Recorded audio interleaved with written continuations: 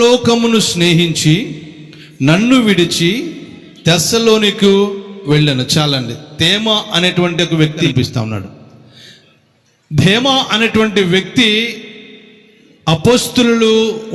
అపోస్తులైనటువంటి పౌలుతో సహవాసం చేస్తూ అపోస్తులైనటువంటి పౌలు యొక్క సహవాసంలో వ్యక్తిగా జీవిస్తూ ఉన్నాడు. టీములో ఒక మెంబర్గా జీవిస్తూ ఉన్నాడు.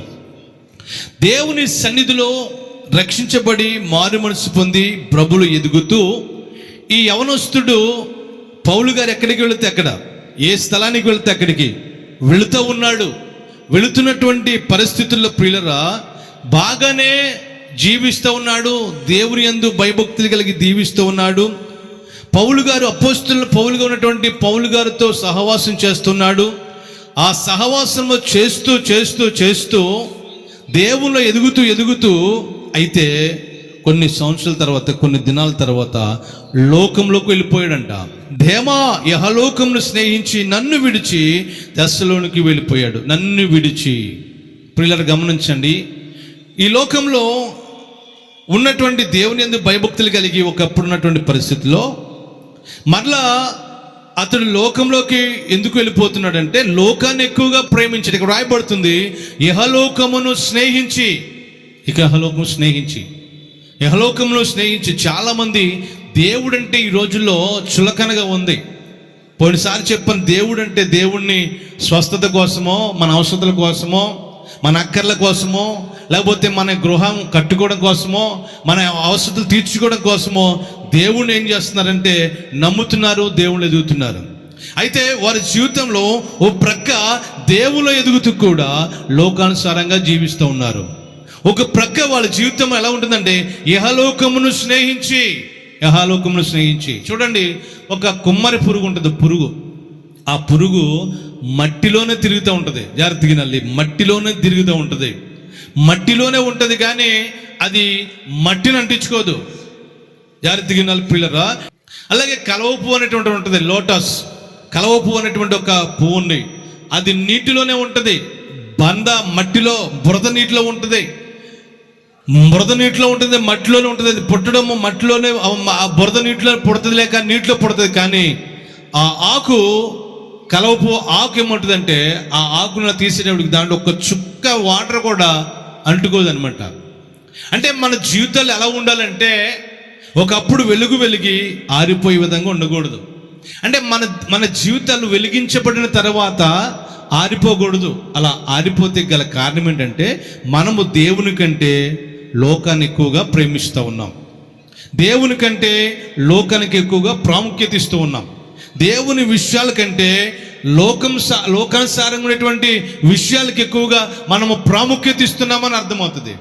అపోస్తులైనటువంటి పౌలుతో ఉంటున్నటువంటి ఈ యొక్క వ్యక్తి, దేమా అనేటువంటి వ్యక్తి, అపోస్తులైనటువంటి పౌలుతో సహవాసం చేస్తున్న వ్యక్తి, అపోస్తులైనటువంటి పౌలుతో ఉంటున్న వ్యక్తి, ఆ అపోస్తులుగా లేక అతనితో ఉంటున్నటువంటి ఆ వ్యక్తి ఆ భక్తులు ఎదగాలి. కానీ అతడు ఏంటంటే కొన్ని దినాల తర్వాత లోకాన్ని స్నేహించి లోకంలో కలిసిపోయాడంట. అతను వదిలేసాడంట.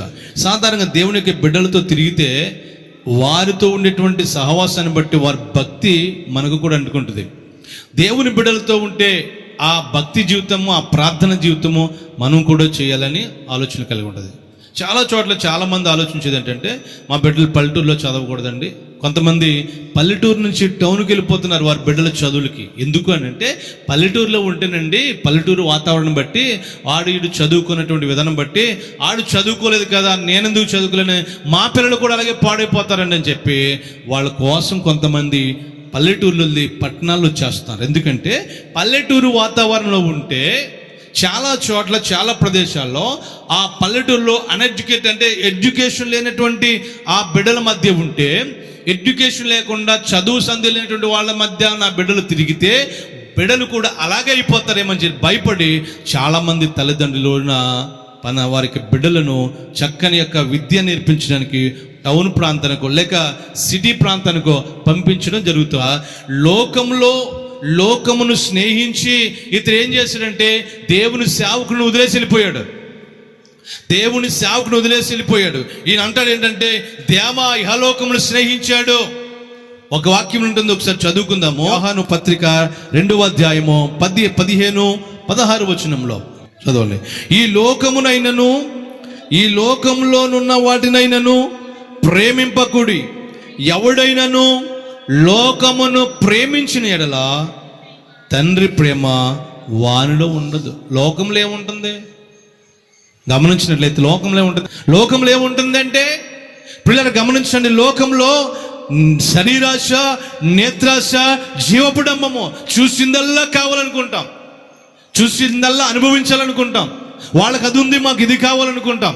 వాళ్ళు అది ధరిస్తున్నారు, నాకు ఇది కావాలనుకుంటాం. లేక వాళ్ళు అది తింటున్నారు, నాకు ఇది కావాలనుకుంటాం. వాళ్ళు అది చేస్తున్నారు, వాళ్ళ ఇంట్లో అది ఉంది, నాకు కూడా అదే ఉండాలని చెప్పి చాలామంది వారి ప్రయత్నాల్లో లోకాశ, నేత్రాశ, జీవపుడంబం, లోకాశ, నేత్రాశ, శరీరాశ. శరీరం ప్రతిదీ కోరుకుంటూ ఉంటుంది, శరీరం కోరుకుంటూ ఉంటుంది.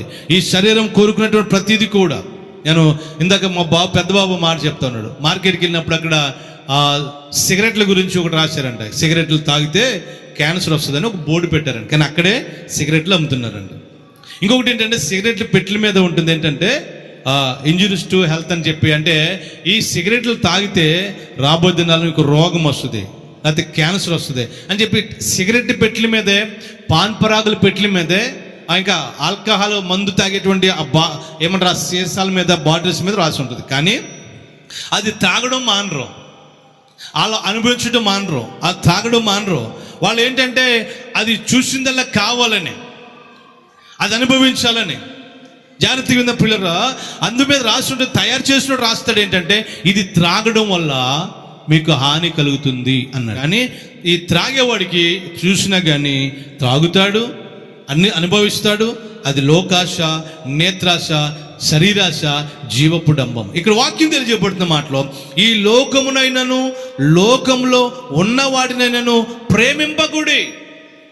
ఈ రోజున చాలామంది దేవుడి బిడ్డలు లోకాన్ని ప్రేమిస్తూ ఉన్నారు, లోకంలో ఉన్న వాటిని ప్రేమిస్తున్నారు, కానీ దేవుని ప్రేమించలేకపోతున్నారు, దేవుని సన్నిధిని ప్రేమించలేకపోతున్నారు. దేవుని సన్నిధిలో ఆనందము, సంతోషము. చాలామంది ఆ సంతోషం లోకాశలో ఉన్నటువంటి దానికోసం ప్రాకులాడుతున్నారు ఈ రోజులో. అందుకనే వ్యర్థమైన వాటి యందు మనసు పెట్టకూడదు అన్నారు. ఈ లోకంలో వ్యర్థమైన వాటి యందు మనసు పెడితే ఏమవుతుంది తెలుసా? అసలైంది మర్చిపోతాం మనం. జాగ్రత్తగా పిల్లరా, లోకమునైనను లోకములో ఉన్న వాటినైనా ప్రేమించగ. లోకంలో వ్యర్థమైనవన్నీ కూడా ఉన్నాయి.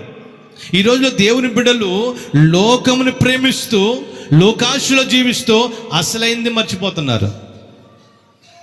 దేవుని సన్నిధికి రావటం, దేవుని సన్నిధిలో గడపడము, దేవుని సన్నిధికి వెళ్ళాలంటేనే కొద్దిగా ఇబ్బందికరంగా ఉంటుంది.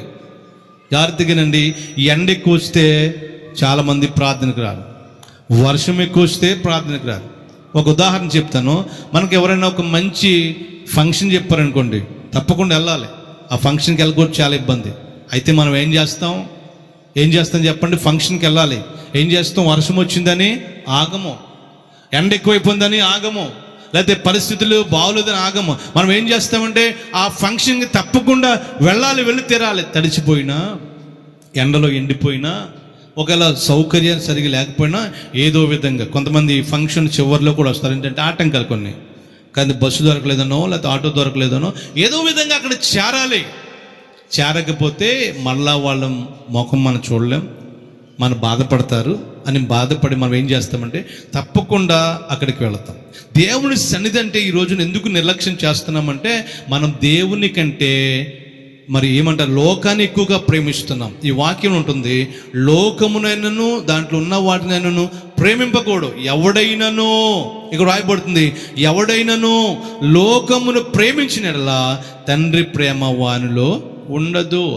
మనం దేవుని కంటే లోకాన్ని ఎక్కువగా ప్రేమిస్తున్నామంటే మనలో దేవుని ప్రేమ లేదని అర్థం.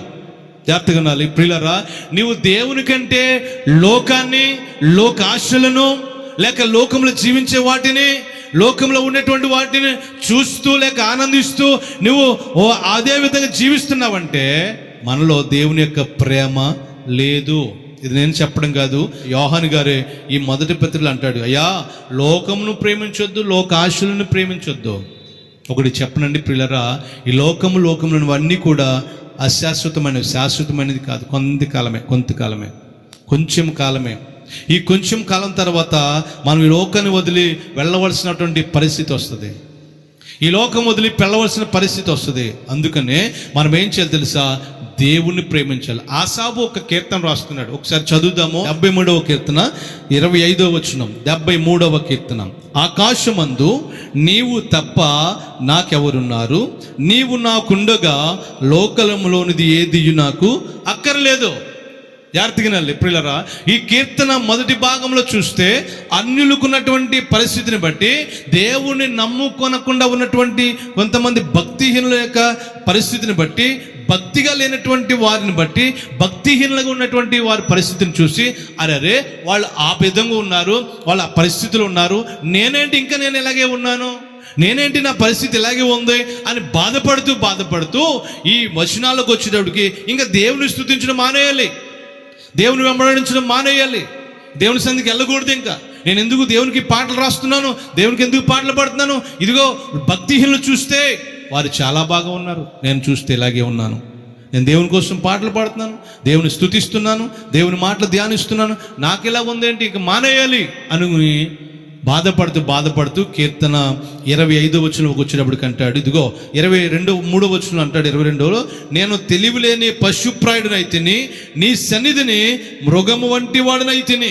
అంటే ఈ ఆలోచన బట్టి అంటున్నాడు, ఇదిగో ప్రభువా, నేను ఇవన్నీ ఆలోచించి, నువ్వెన్నిచ్చినా అనుభవించి, నువ్వెన్నిచ్చినా నేను సంతోషిస్తూ అన్ని అనుభవిస్తూ ఒక పశుప్రాయుడిలాగా నేను ప్రవర్తించినప్పుడు దాకా, అంటే నిన్ను అపార్థం చేసుకున్నాను ప్రభు అని తెలియచేస్తూ ఆ 25వ వచనంలోకి వచ్చేటప్పటికి అంటాడు, ఆకాశమందు నువ్వు ఉన్నావు తండ్రి, నీవు నాకు ఆకాశమందు ఉండగా ఈ లోకంలో నాకు ఏది అవసరం లేదు అన్నాడు. దేవునికి స్తోత్రం చెప్పండి. అంటే దేవుడు మనలో ఉంటే, మనతో ఉంటే లోకంలోనిది ఏది కూడా మనకు అవసరం లేదు. అంటే శరీరాశ, నేత్రాశ, జీవపడం ఏమి కూడా మనం ఆశించాం. అంటే లోకంలోది ఏది వద్దంటే, అంటే లోకంలో ఉండే వస్తువులు కానీ లేకపోతే వాటి గురించి చెప్పట్లేదు. లోకంలో ఉన్నటువంటిది ఏంటంటే ఎక్కువ శరీరాశ, నేత్రాశ, జీవపడము, ఈ ఏమి కూడా ఆశించాం మనం దేవుని బిడ్డలమైతే. పిల్లలు అందుకనే ఈ యొక్క యోహాను పత్రికలు అంటాడు ఈయన ఏంటంటే, లోకములైనను లోకములో ఉన్న వాటినైనను మీరు ఆశించవద్దు. ఎందుకంటే మత్తయి సువార్త 6వ అధ్యాయం 24వ వచనంలో, ఎవడును ఇద్దరు యజమానులకు దాసుడిగా ఉండనేరా, అతడు ఒకని ద్వేషించి ఒకని ప్రేమించును, లేదా ఒకని పక్షముగా ఉండి ఇంకొకరిని తృణీకరించి, మీరు దేవునికిని సిరికిని దాసులుగా ఉండనేరరు. జాగ్రత్తగా ప్రియులరా, లోకమును లోకములో ఉన్న వాటినైనాను దేవుడు ఎందుకు ప్రేమించొద్దు అంటున్నాడంటే, ఒకే వ్యక్తి ఒక దాసుడు ప్రియులరా ఇద్దరు యజమానులకి ఎప్పుడు కూడా సమానంగా ఏది కూడా న్యాయం తీర్చలేడు. ఒక వ్యక్తి ఒక దాసుడు ఇద్దరు యజమానులకు ఒకేసారి న్యాయం తీర్చలేడు. ఇక్కడ అంటాడు, ఒకరిని ద్వేషించి మరొకరిని ప్రేమిస్తాడు, అలాగే ఒకని పక్షంగా ఉండి మరి ఒకని పక్షంగా తృణీకరిస్తాడు. ఎవరంటే ఒక పనివాడు లేక ఒక దాసుడు. అలాగే దేవుడు ఏమంటాడంటే, మీరు దేవునికిని సిరికిని దాసులుగా ఉండనేరరు. ఈ రోజున అన్ని కలిగి ఉంటే దేవుని స్తుతించలేం మనం. జాగ్రత్తగా వినాలి పిల్లరా, మనకన్నీ బాగానే ఉంటే ప్రభుని స్తుతించలేం. ప్రభుని గణపరిచేటప్పుడు మనకన్నీ బాగానే ఉంటే ప్రభు సన్నిధికి రాలేము. మనకన్నీ కూడా సక్రమంగా ఉంటే, మన యొక్క ఏమంటారు మన సిస్టమ్ అంతా కూడా సక్రమంగా ఉంటే, మన పరిస్థితులన్నీ కూడా బాగా ఉంటే మనము దేవుని సన్నిధికి రాలేమో, దేవుని స్తుతించలేము. అయితే వాక్యం తెలియజేయబడుతుంది, ఇటు సిరికిని అటు ధనముకు డబ్బుకి ఇటు దేవునికి దాసులుగా ఉండలేదు. ఎవరైనా ఒకదానికే, అంటే దేనికైనా ఒకదానికే మనం ఏం చేయాలి తెలుసా? న్యాయం జరిగించే వాళ్ళకి ఉండాలి. ఇక్కడ వాక్యం అంటాడు ఏంటంటే, ఇద్దరు యజమానులకు దాసులుగా ఉండనేరడు, ఒకరిని ద్వేషించి మరొకరిని ప్రేమిస్తాడు. అంటే ఇద్దరికి ఒకేసారి దాసులుగా ఉంటే వాడు పిలుస్తాడు, వీడు పిలుస్తాడు. లేక అక్కడ న్యాయం చేయలేడు, ఇక్కడ న్యాయం చేయలేడు. ఏదైనా ఒక చోటే న్యాయం చేయగలడు, ఒకరినే ప్రేమించగలడు, మరి ఒకరిని ద్వేషించగలడు. ఒకరిని చూసినట్లయితే ఒకరిని ప్రేమిస్తారు, ఒకరిని ద్వేషిస్తారు, ఒకరిని పక్షంగా ఉంటాడు, మరొక పక్షంగా ఏమంటారు తృణీకరిస్తారు. అందుకనే దేవుడు ఈ యొక్క మత్తయి సువార్త రాయిస్తున్నాడు ఏంటంటే, మీరు డబ్బుకిని లేక ధనముకును ఆస్తికిని దేవునికిని దాసులుగా ఉండలేరు. అయితే మనం ఏం చేయాలి తెలుసా? దేవుడు ఇచ్చినటువంటి దేవాతి దేవునికి కృతజ్ఞతగా ఉండాలి. అంటే లోకాన్ని మనం ప్రేమించకూడదు, లోకంలో ఉన్నా కానీ లోకాశలు మనం ప్రేమించకూడదు. అలా లోకాశలను ప్రేమించి ఇస్కరియోతు యోధ అనేటువంటి వ్యక్తి అలాగే దేవుణ్ణి అప్పగించేసాడు. ఎంత దౌర్భాగ్యమైనటువంటి పరిస్థితి అంటే దేవుణ్ణి అప్పగించేశాడు. దేవుళ్ళు ఎదగవలసినటువంటి వాడు లోకాన్ని స్నేహించి దేవుణ్ణి అప్పగించేశాడు.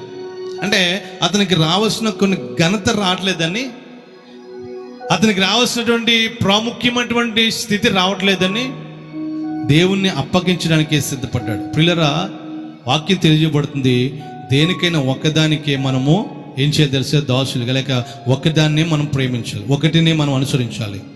మన జీవితాల్లో ప్రభు మనం ఎంతగానో ప్రేమిస్తూ ఉన్నాడు, మనం ఎంతగానో దేవుడు మనకు ఎన్నో అనుగ్రహిస్తున్నాడు. మనము ప్రార్థన చేయగా జాగ్రత్తగానండి, మనము ప్రార్థన చేయగా మన ప్రతి పరిస్థితులన్నీ కూడా దేవుడు ఏం చేస్తున్నాడంటే ఆలకిస్తున్నాడు. అందుకని మనం ఏం చేయాలి తెలుసా? ప్రభువుకి మనము కృతజ్ఞతగా జీవించాలి. ఈ రోజుల్లో అన్నీ అనుభవిస్తున్నటువంటి పరిస్థితిలో దేవుడు బిడ్డలను దీవిస్తున్నాడు, మనల్ని దీవిస్తున్నాడు, మన కుటుంబాలను దీవిస్తూ ఉన్నాడు, మన పరిస్థితులన్నీ కూడా దీవిస్తూ ఉన్నాడు. కానీ అవి దీవించిన తర్వాత చాలామంది ఏం చేస్తున్నారు తెలుసా? లోకంలో కలిసిపోతున్నారు. చాలాసార్లు చెప్పాను, మనకు దేవుడు ఇచ్చినటువంటి గృహాలను ఓపెనింగ్ చేసేటప్పుడు, వివాహాలు చేసేటప్పుడు, లేకపోతే ఎక్కడికైనా వెళ్ళేటప్పుడు దేవుని బిడ్డలు ఏం చేస్తున్నారంటే ముహూర్తాలు చూసుకోవడం, లేకపోతే ఏమంటారంటే ప్రాముఖ్యమైన స్థానం ఎవరికి ఇస్తున్నారంటే లోకానుసారంగా వాటికి ఇస్తూ ఉన్నారు. దాని మూలన ఏమవుతుందంటే కొన్ని సంవత్సరాలు, కొన్ని దినాలు బాగానే ఉండొచ్చు, కానీ ప్రభువు ఆ పరిస్థితుల్లో మనం చూస్తే అది కొన్ని దినాల తర్వాత, కొన్ని సంవత్సరాల తర్వాత ఫెయిల్ అయిపోద్ది సిస్టమ్. చాలామందికి అది తెలిసినా కానీ ఎందుకో ఒక మూర్ఖత్వంగా అందులో పోతా ఉన్నారు. ప్రియులరా, వాక్యం తెలియజేయబడుతుంది ఇక్కడ అంటాడు, సిరికిని దేవునికి దాసులుగా ఉండలేరు. ప్రియులరా, గమనించండి, అమెరికా డాలర్స్ మీద అంట, నేను చూడలేదు కానీ ఆ భక్తుడు చెప్పాడు, దాని మీదంట ఒక మాట ఉంటుందంట, we trust in the lord అని. అంటే నేను డబ్బు మీద ఆశపడతలేదు, నాకు డబ్బు ఇచ్చిన దేవునిపై ఆధారపడుతుంది, అంటే ఆశపడుతున్నాను. We trust in the lord అంటే, దేవా నీ మీదే నేను ఆధారపడుతున్నాను, నీ మీదే నేను ఆశిస్తున్నాను.